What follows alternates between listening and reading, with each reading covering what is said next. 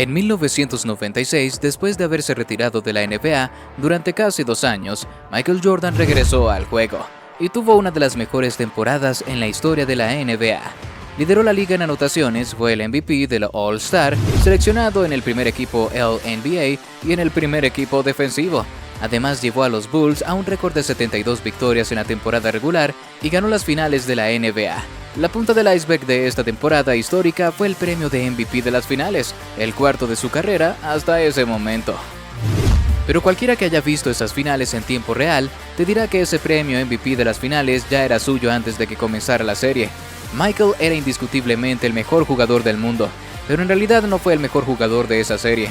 Ese fue Shawn Kemp, quien estadísticamente tuvo una mejor serie que Michael Jordan en términos de eficiencia, producción e impacto.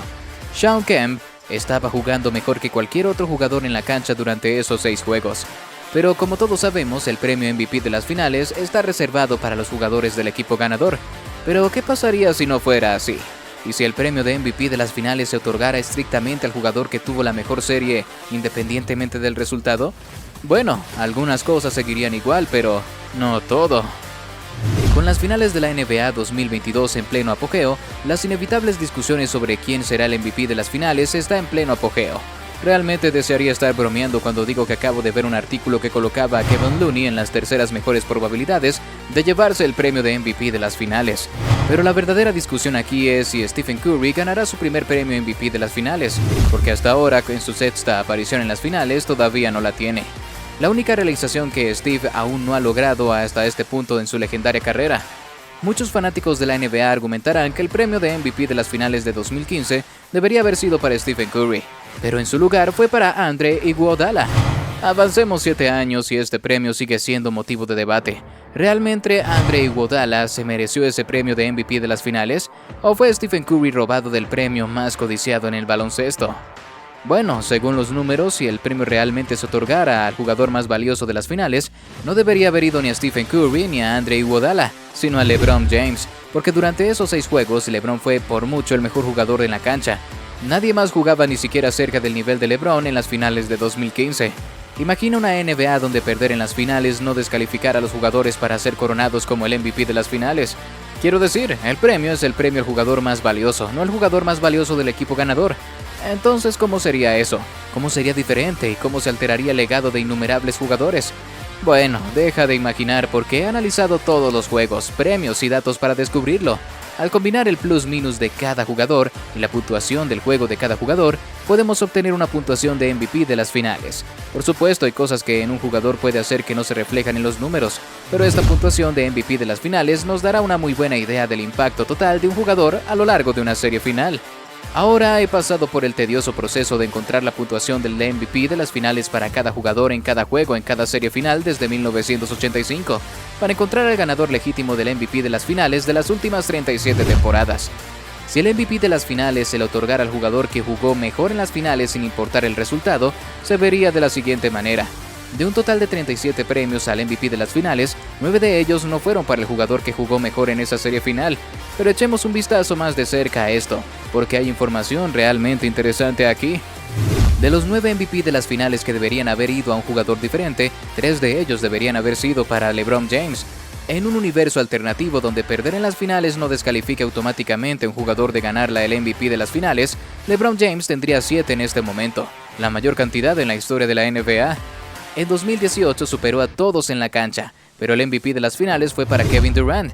En 2015 tuvo la mejor serie entre todos los jugadores, pero el MVP de las finales fue para Andre Iguodala. Y en 2014 fue fácilmente el jugador más valioso en las finales, pero perdió el MVP de las finales ante un Kawhi Leonard de 22 años.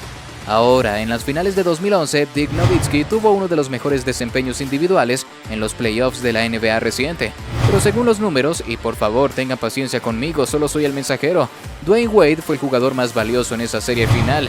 Wade promedió más puntos, más asistencias, más bloqueos, más robos, fue un anotador mucho más eficiente y fue mucho mejor defensa. En mi opinión, el desempeño de Dirk en las finales fue uno de los mejores que he visto, pero los números sugieren que fue uno de los MVP de las finales más decepcionantes en casi 40 temporadas. Pero si eso no es lo suficientemente loco, aquí hay algo que no escuchas todos los días.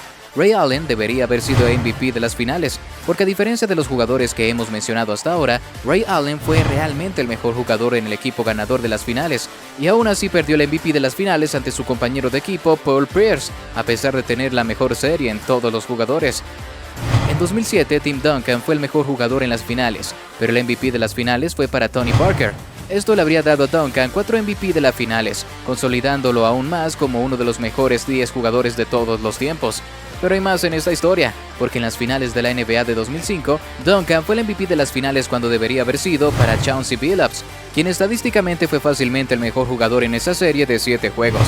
Esto habría sido MVP de las finales consecutivo para Billups, convirtiéndolo en el segundo base en la historia de la NBA en tener varios MVP de las finales. Muchos fanáticos de la NBA argumentarán que durante la racha de 3 campeonatos de los Lakers de 2000 a 2002, tanto Kobe como Shaq fueron igual de valiosos para los Lakers, e incluso algunos argumentarían que uno de esos MVPs de las finales debería haber sido para Kobe. Pero los números sugieren lo contrario. De hecho, la brecha entre Kobe y Shaq en esas 3 finales es tan grande que te hace preguntarte cómo esto fue siquiera un debate.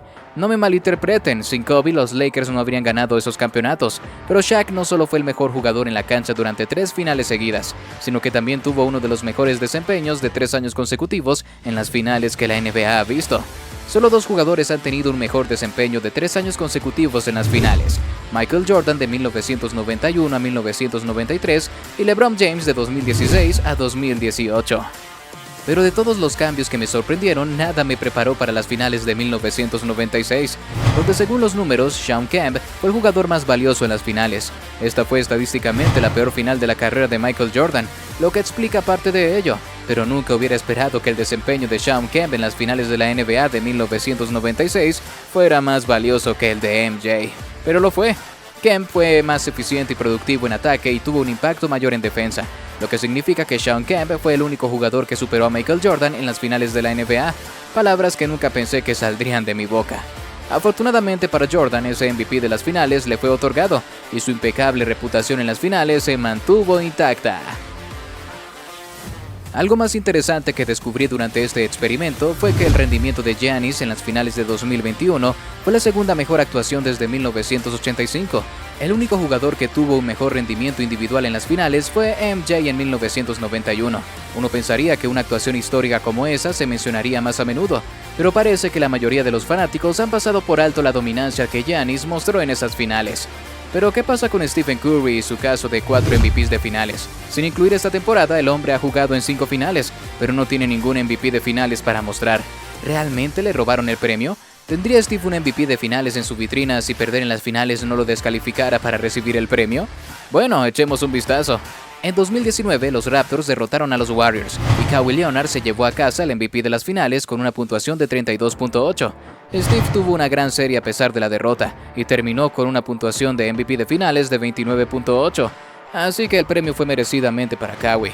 En 2018, el verdadero protagonista fue Durant vs LeBron, y después de barrer a los Cavs, KD se llevó a casa el MVP de las finales con una puntuación de 38.3.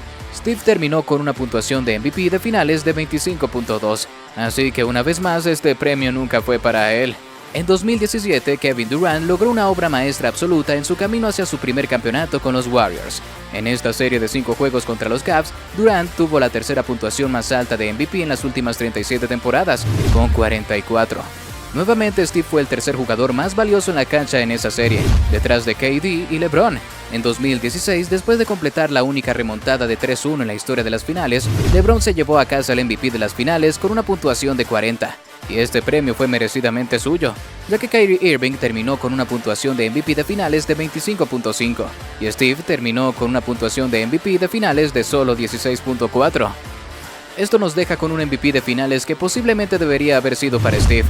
Como mencionamos antes, LeBron James fue fácilmente el mejor jugador en esa serie, terminando con una puntuación de MVP de finales de 34.8. Andre Iguodala terminó con una puntuación de 19.9 y Steve terminó con una puntuación de 23.8, lo que significa que en realidad Steve fue el mejor jugador en ese equipo ganador en las finales, y ese premio de MVP de finales debería haber sido suyo. Fue robado. Stephen Curry fue robado del MVP de las finales de 2015, pero según los números, muchos otros jugadores también lo fueron. Espero que todos hayan disfrutado, y como siempre, ¡hasta la próxima!